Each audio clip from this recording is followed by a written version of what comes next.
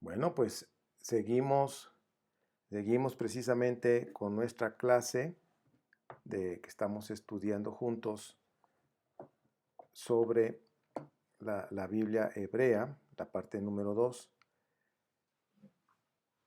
Vimos en la primera parte, estuvimos hablando acerca de lo que es la vida de José. Déjenme acomodarme.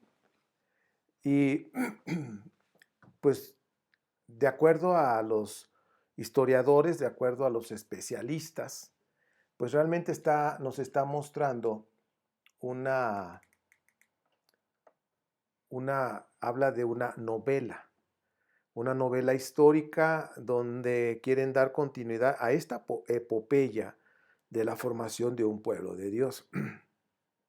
No un pueblo de Dios, sino un pueblo que nació después del exilio en Babilonia y que así lo llamaron el pueblo divino, el pueblo de Dios. Y de ahí, pues, todo lo que es la cuestión rabínica, sacaron muchas exégesis, no exégesis, sino más bien a lo que quise decir, midrash, interpretaciones acerca de la Torá. Por ejemplo, voy a hablar un ejemplo porque vamos a estudiar, si Dios permite, en la siguiente módulo, vamos a estar hablando de Moisés. Vamos a concentrarnos en Moisés y el Éxodo, ¿sí? Y, por ejemplo, hablando de Moisés, dicen que Moisés nació circuncidado. Y empezaron a sacar un montón de cosas que no hay una base realmente que se pueda comprobar, ¿sí? Y ya nos daremos cuenta, así como nos dimos cuenta de los patriarcas, pues también tenemos que, dentro de lo que es la historia o la Biblia hebrea, tenemos que ver precisamente a Moisés, que es uno de los íconos importantes, ¿ok? Ya sabemos que la Biblia hebrea no fue escrita, o más bien la Torá, quise decir, no fue escrita por Moisés, sino fue compilación de escritos y también escrita por 4 fuentes que ya hemos hablado, de los yavistas, eloístas, deuteronomistas y la sacerdotal.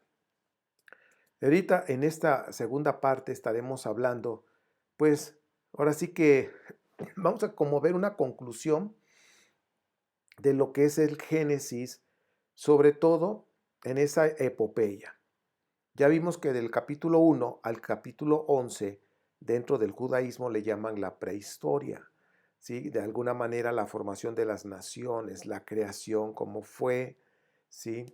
Y lo que es Noaj, que es la versión hebrea, el diluvio, la formación de las naciones, los 3 hijos de Noaj, y bueno, que realmente eso es ver qué es lo que quiso transmitir los redactores acerca por ejemplo, de los hijos cuando se embriagó y que lo vieron desnudo y en fin, todo eso está transmitiendo un mensaje, pero es un mensaje político, de una situación política territorial de aquellos tiempos.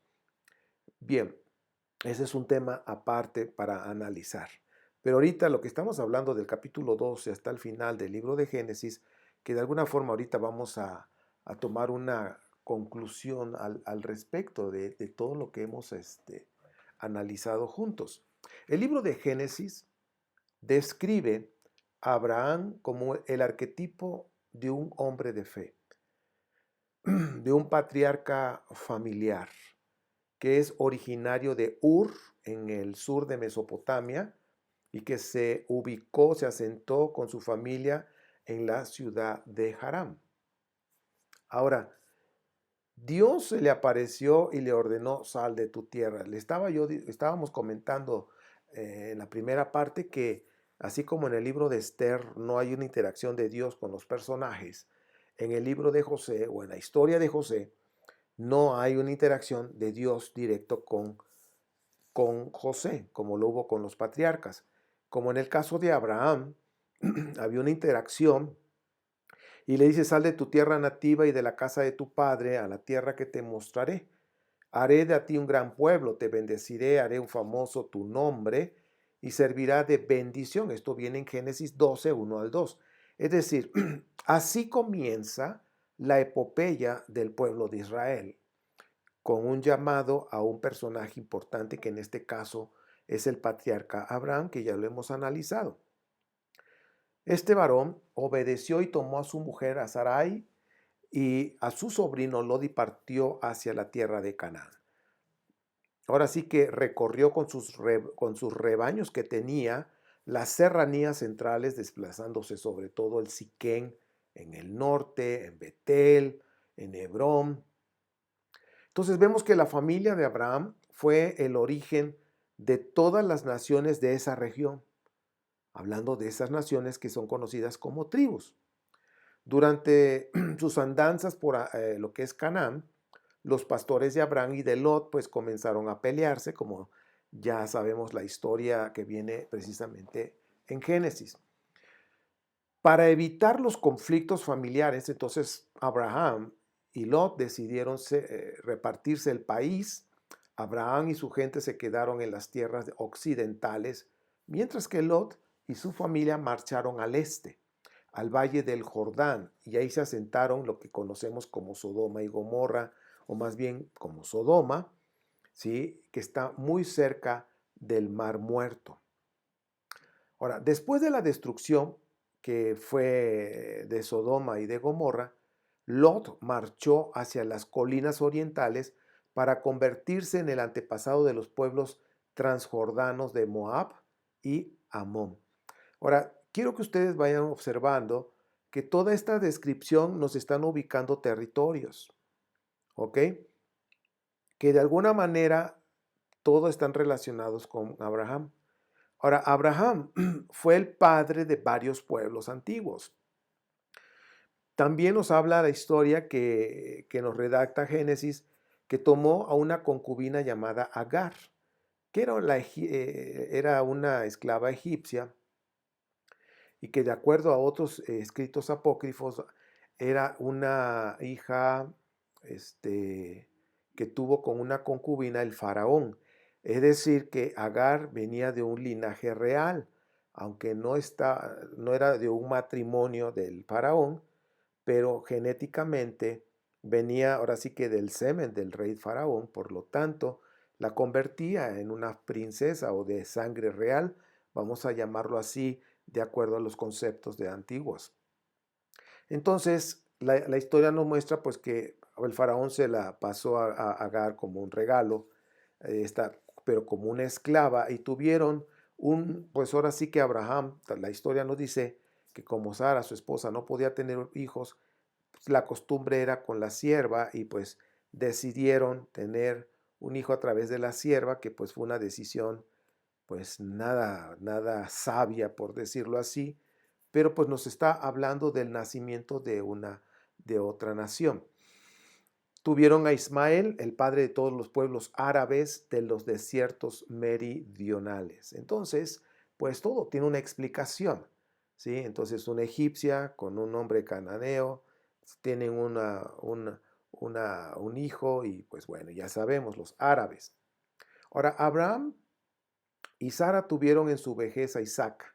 Luego Isaac y Rebeca tuvieron a Esaú y a Jacob. Ahora, Jacob tuvo 12 hijos, ¿ok? Con Lea, con Raquel y con las concubinas, ¿ok? Que eran dos, en fin, fueron 4 mujeres.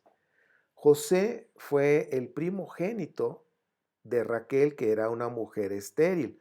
O sea, no pierdan ustedes de vista desde Abraham, desde Isaac y ahora con Jacob, ¿sí? Con Raquel, una mujer estéril, ¿sí? Estéril. Entonces, con Raquel estuvo un primogénito, ¿sí? Que en este caso es José, y que José fue el que recibió la bendición de la primogenitura realmente. El primogénito de todos los hermanos, pues era Rubén. Sin embargo, como hubo una situación ahí que faltó el respeto a su papá, a Jacob, perdió esa primogenitura, siendo el primogénito con Lea, ¿sí? Pero Raquel tuvo su primogénito, entonces la bendición fue transferida ahora al segundo primogénito, no al segundo hijo, porque no fue el segundo hijo José, fue el segundo primogénito que recibió la bendición del primogénito. Entonces José despuntó más que sus hermanos y llegó a ser el segundo del faraón, como ya vimos en la primera parte acerca de la novela histórica de José. Ahora, los hijos de Israel acabaron finalmente reunidos y el anciano patriarca Jacob marchó a vivir con toda la familia cerca de su importante hijo José, que estaba en Egipto, y pues habitaron en la tierra de Josén o de Gosén. ¿Ok? Ahora, en su lecho de muerte, Jacob bendijo a sus hijos, a sus dos nietos, que es Manasés y Efraín, que son los hijos de José, el primogénito de Raquel. De entre todos los honores, Judá fue el que recibió la primogenitura real. Ahora ustedes vayan observando cómo Judá, desde el libro de Génesis, está despuntando. Es decir, José puede tener la bendición del primogénito, pero la primogenitura real del que va a gobernar a todas las tribus tiene que ser de Judá. Y pues bueno, desde ahí empiezan a manifestar pues todas estas, ¿cómo se llama? Preferencias, ¿ok?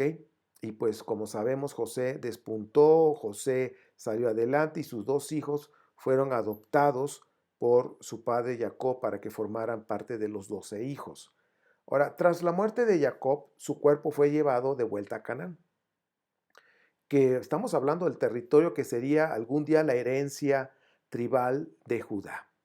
Y fue sepultado por los hijos en la cueva de Macpela, en Hebrón. Chequen el dato, en Hebrón. Ahora, José murió y también pues, los hijos de Israel permanecieron en Egipto, donde se iba a desarrollar una etópica o utópica más bien, utópica historia. Entonces, dése cuenta cómo se está armando toda esta epopeya. Algo que es impresionante, esta frase que dijo Roland de Bo, dice, si la fe histórica de Israel no está fundada en la historia, o sea que no tiene historicidad, será errónea y por lo tanto también nuestra fe. Y de alguna manera tiene razón este historiador. Tiene pero muchísima razón. Porque si estamos hablando que toda esta construcción de la historia del pueblo de Israel nos está generando doctrinas, ¿sí? Por ejemplo, aquellos que dicen que yo soy de la tribu de Efraín y que no sé qué tanto y que somos de José y de la casa de Israel y que no sé qué tanto. Lo que sí hay una realidad es que había 12 tribus, pero que no estaban conectados con Jacob, ¿ok? Pero a través de la construcción de esta epopeya, conectaron esas 12 tribus con Jacob, ¿ok? Y que de alguna forma sacaron del juego a los levitas, que los levitas su origen es egipcio, ¿ok? Entonces, así fue como se empezó a armar las 12 tribus de Israel. Como salió entonces José, porque fue adoptado por el faraón, de acuerdo a esa historia, se convirtió en hijo del faraón, por eso fue que Jacob adoptó sus dos hijos de José, y como los levitas quedan fuera porque son egipcios y fue el pueblo escogido por Dios y nada más para Dios, bueno, ahora José también queda excluido, entonces de 12 tribus ahora quedan 10, pero en los otros dos lugares los vinieron a ocupar precisamente Efraín y Manasés, dándole la primogenitura al segundo, que es Efraín. Y seguimos con el mismo concepto de segundo, segundo, segundo y segundo. Ahora, el ciclo de los relatos que hablan de Jacob y Labán, cuando estamos hablando de esa parte histórica, pues expresa metafóricamente las relaciones complejas y que con frecuencia pues fueron tormentosas entre Aram e Israel durante muchos, muchos siglos, ¿sí? Entonces, si te das cuenta, pues todo está hablando de cuestiones políticas, que toda la relación que había en aquellos tiempos, la relación política que existía entre las tierras, de alguna forma en su redacción histórica de su epopeya, tenían que hablar de esos conflictos que había entre ellos. Ahora, es importante, muy importante observar que una parte de este material genealógico presente en el libro de Génesis, por ejemplo, la lista de los hijos de Israel, pertenece a la fuente sacerdotal, que fue fechada en la mayoría de los tiempos de cuando se hizo esto, fue posteriores al exilio. Es decir, que Génesis fue complementado después del exilio y que toda esta genealogía que estamos hablando de, de, de José, de los hijos de Israel, más bien de todos los hijos de Israel, pertenecen a la fuente sacerdotal. Después del exilio se hizo eso. Ahora, aunque algunos estudiosos sostienen que esta fuente sacerdotal tiene un sustrato procedente del último periodo de la monarquía y es por tanto un buen reflejo de los intereses y las realidades del reino de Judá en el siglo VII antes de la era cristiana. Y es posible que algunas alusiones reflejen también las realidades del siglo VI antes de la era cristiana. Ahora, no obstante, no existe ninguna explicación convincente de por qué las genealogías patriarcales se mencionan todos esos pueblos moradores del desierto, a no ser que consideren intentos literarios tardíos e incorporarlos de forma sistemática a la historia antigua de Israel. Entonces, si ustedes se dan cuenta, toda esta epopeya, toda esta construcción del nacimiento de un pueblo, ¿sí?, se fue adaptando y se fue interpolando información también. Pues resulta evidente también que el propósito de la elección de Abraham, ¿sí?, con su estrecho contacto en Hebrón o con Hebrón, la primera ciudad real de Judá, y con Jerusalén, ¿sí?, como dice Salem, el sacerdote o el rey de Salem, como dice Génesis 14:18, pues era de recalcar la primacía de Judá incluso en los primeros tiempos de la historia de Israel. Observen eso, siempre estuvo enfocado a Judá, Jerusalén, Judá, Jerusalén. Ahora, el significado político intencionado de la inclusión de un detalle como es en una narración de mayor amplitud, pues pone al menos en cuestión la credibilidad histórica. ¿Ok? ¿Por qué? Porque todo se fue construyendo para dar una identidad a una nación que había regresado del exilio. Pues la gran genialidad de los creadores de esta epopeya nacional del siglo VII consistió en entretejer, ¿sí?, los relatos antiguos sin despojarlos de su humanidad o de su peculiaridad individual. Pues tenemos a Abraham, Isaac, Jacob. Ellos tres siguen siendo al mismo tiempo retratos espirituales vividos y antepasados metafóricos del pueblo de Israel. Ahora, los 12 hijos de Jacob se integraron en la tradición como miembros jóvenes de una genealogía más completa. Ahora, el arte de esta narración bíblica hizo, en efecto, de los hijos de Abraham, Isaac y Jacob una única familia.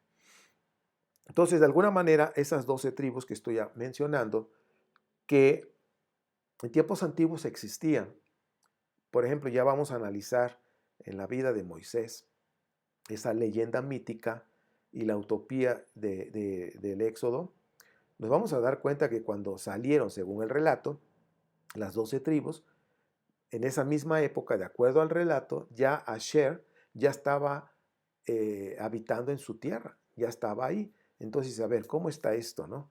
Si apenas están saliendo y él ya está instalado allá, entonces, ¿cuándo salió? ¿En qué momento? ¿O nunca salió? Entonces, es para que se den cuenta que los redactores pues no tomaron muchas cosas en cuenta, sino lo que estaban haciendo es, bueno, aquí hay 12 territorios, son 12 tribus, ¿sí?, las vamos a integrar como una familia y la cabeza de esa familia es precisamente Abraham. Ahora, lo que los unió fue la fuerza de la leyenda. Lo hizo de una manera mucho más vigorosa e intemporal de lo que podían haber llegado a ser las fugaces aventuras de unos pocos individuos individuos históricos que pastoreaban su ganado en las tierras altas de Canaán. Ahora es importante que recordemos que ya arqueológicamente ha sido comprobado que un grupo de personas de Canaán se fueron a las tierras altas precisamente de Canaán y que de ahí se empezó a formar ese grupo que conocemos como Israel. ¿Sí? Es interesante todo esto, que nosotros pues podamos verlo, que podamos verlo con tranquilidad. Es una epopeya. No sucedió como tal como nos los están mostrando. ¿Sí? Es una hermosa epopeya, pero que nos está transmitiendo un mensaje de fe, un mensaje de un Dios todopoderoso. Iremos descubriendo muchas cosas interesantes, ¿sí? No es el fin del mundo. Estamos en el año 2020, que estoy grabando precisamente, es año 2021. ¿Sí? Estamos en el mes de agosto 2021.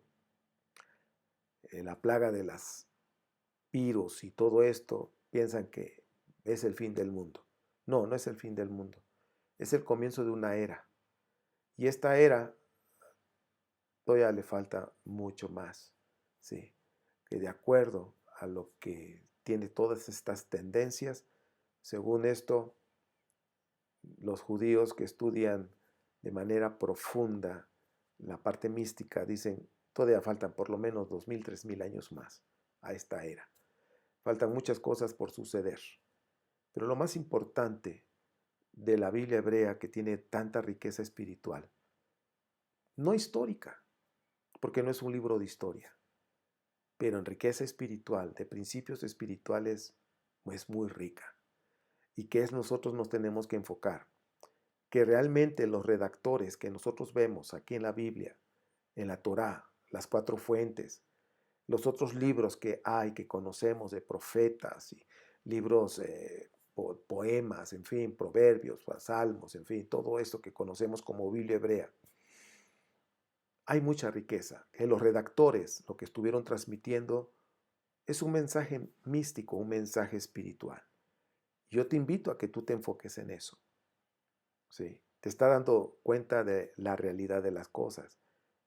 Los mismos historiadores e arqueólogos israelitas de las universidades más importantes, que son dos, en Tel Aviv y en Jerusalén, y los grandes historiadores que han destacado son de estas dos universidades y han mostrado, sí, han mostrado que realmente la Biblia hebrea, sobre todo la Torá, el Génesis, son relatos de una epopeya. La vida de José es una novela que fue integrada para que fuera parte de los patriarcas. Se armó toda una nación. Está bien, es una bonita historia, ¿sí? Una bonita epopeya, pero nosotros enfoquémonos como lo que dice Oseas 6:6 y como dice precisamente Jeremías 9:23 y 24. Conóceme. Conóceme y ámame. O sea, ¿qué es en general el mensaje de la Biblia hebrea? ¿Qué es lo que Dios quiere? Que lo conozcamos y que lo amemos, porque de ahí salimos, tenemos la misma imagen y semejanza. Él es luz, Él es amor y luz. Nosotros también. Él está pidiendo que nosotros brillemos en esta tierra. Nosotros vinimos a brillar en esta tierra y amar a nuestro prójimo. Pero también esto tenemos que brillar para honrar a Dios. Y número dos, ahora sí que, y punto número dos, que no es menor que el primero, podríamos decir que es el primero, amarlo, amar a Dios, disfrutar su amor y amarlo. Cuando tú y yo nos enfocamos en esos puntos, nuestra vida cambia. Y realmente, como me ha pasado a mí, cambió mi enfoque, me enfoqué a brillar y amar a Dios. O primeramente amar a Dios y luego brillar. Entonces, mis amados, cambió mi vida. Veo la Biblia, ya sé cuál es el extracto final de conocer a Dios, amarlo. y eso cambia tu vida, cambia tu manera de ver la vida, cambia tu manera de pensar, de ver, de hablar, cambia tu manera de ver a tu prójimo. Eso es lo más importante. Y por eso yo te agradezco que me hayas acompañado en este segundo módulo, para que te dieras cuenta que es una bonita novela, una bonita epopeya, pero lo más importante es que descubras los mensajes místicos que hay ahí. Y por supuesto, en la misma Torá hay otros temas que hablan del ámbito espiritual, de los planos astrales, o de lo que en el Nuevo Testamento se conoce como el reino de Dios, que es el reino espiritual, en otros conceptos de esos planos astrales. La Biblia lo enseña. Pero lo más importante es cómo nos voy a conectar con Dios, y por supuesto es conectarse en ese plano espiritual. Pues gracias por acompañarme en esta segunda parte. Falta todavía el que podamos platicar y llegar a conclusiones, qué fue lo que aprendiste de este curso, que pues realmente estamos viendo un poquito de tanta abundancia que hay en la Biblia hebrea. Pues bueno, gracias por acompañarme en esta parte número 2 de la clase 4 de Biblia segundo módulo. Shalom.